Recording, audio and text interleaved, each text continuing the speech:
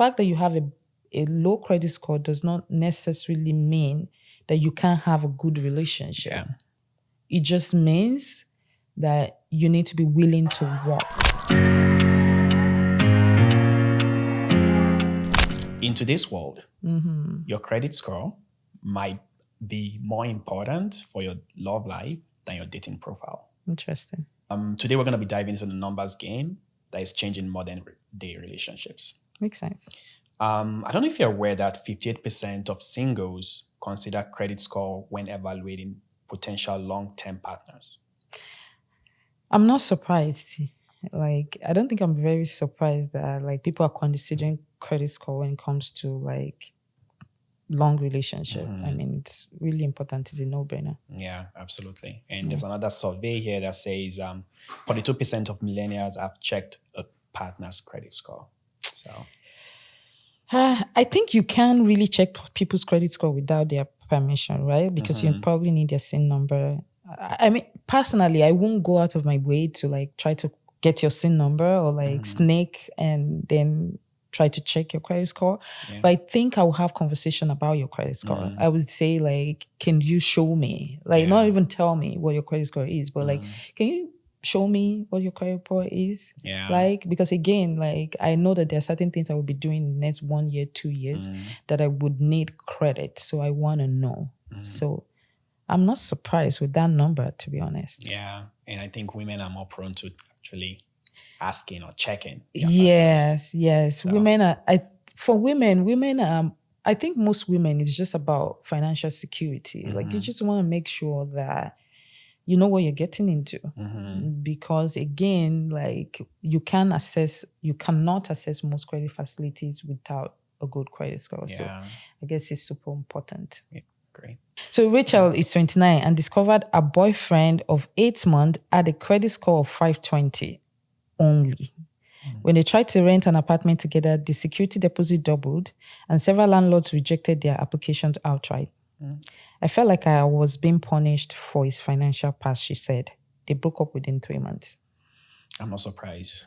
Yeah, I'm not surprised I know, right? because Rachel felt betrayed, right? Because for her to find out at the point of them applying for rental, I mean, you need a roof over your Yeah. head, like, and that's super important. yeah, it means the boyfriend didn't talk to her about it from the onset. So she had no clue. She probably was thinking he had a very great credit score, right? And then imagine going through the stress of, going through various applications, all to be turned down just because, what's his name again? What's the guy's name? Just because he was... Rachel and her boyfriend.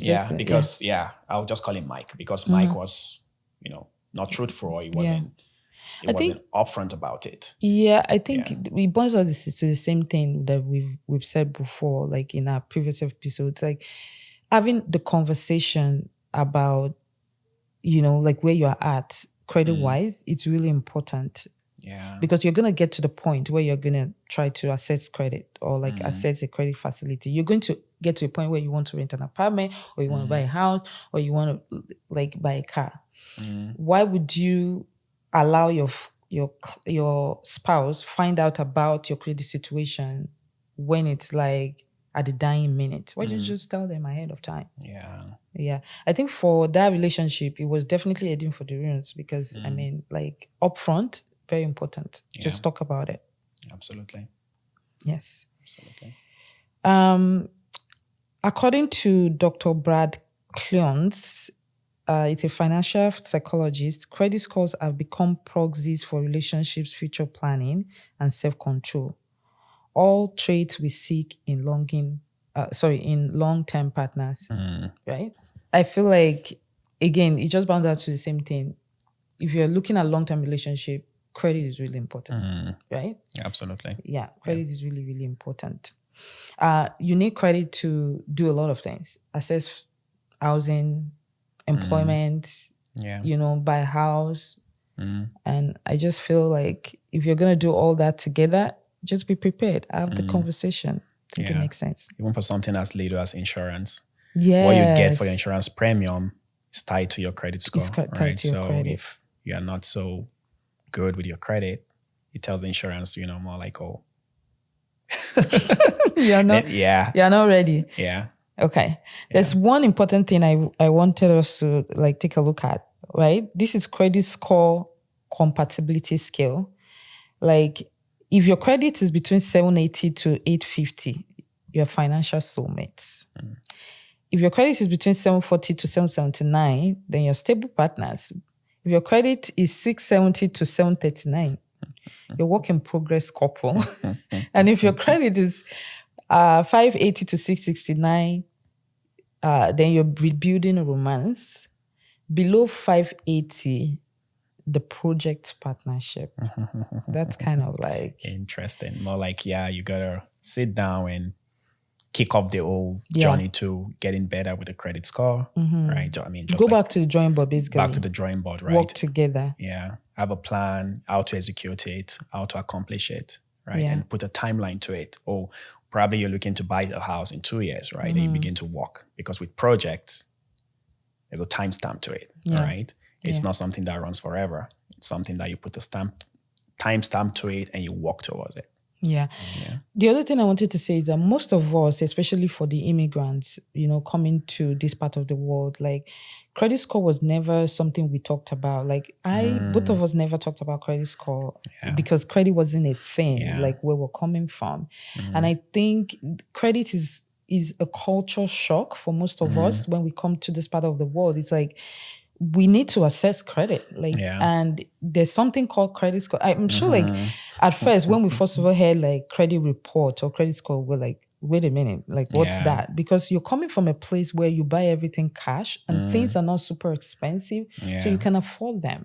Now you're in a different environment where credit is a thing and credit needs to be talked about. So again, it's culture shock for people who are just coming into this environment and starting to feel like you need to talk about it. Yeah, you absolutely. really do need to talk about it.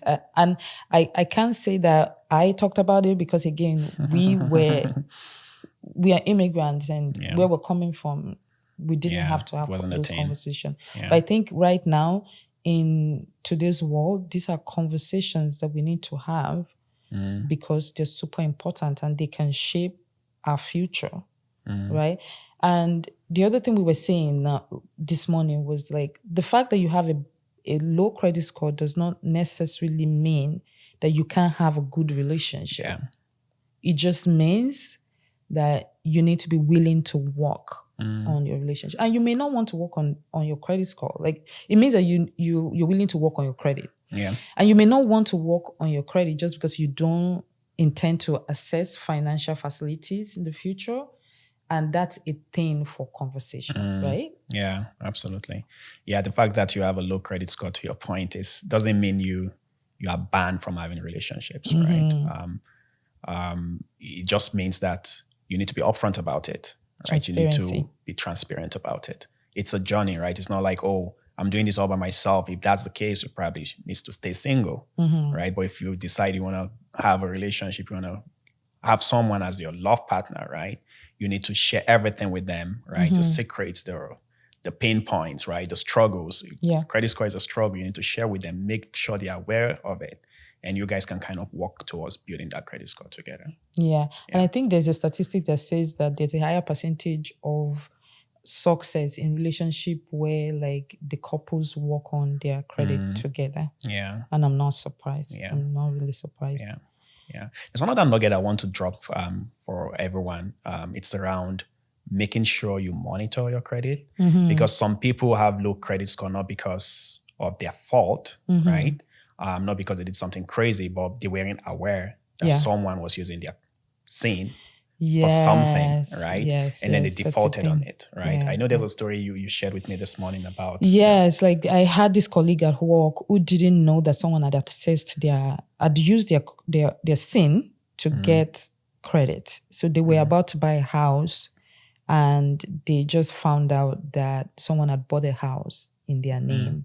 And I think it could have been different if there was someone who monitors their credit, because they would have seen that something has changed. And that's the good thing about monitoring credit too. Like the moment something happens to your credit score, you get an alert that tells you that something is going that, your credit has dropped, or like Yeah. There's an inquiry on your credit. Exactly. But she didn't know. Like, and it's so sad because she got to know when she was ready to buy a home. Sad. Imagine she had known before, at least maybe she would have contested it, because you can actually contest your credit if you notice it's not like you notice something is off, right?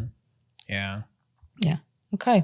So food for thought. Love might be blind. So this is just the closing thoughts. Love might be blind, but credit scores aren't. The good news, unlike finding your soulmate, improving your credit score is entirely within your control.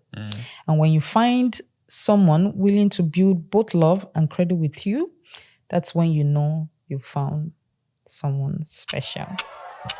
Absolutely.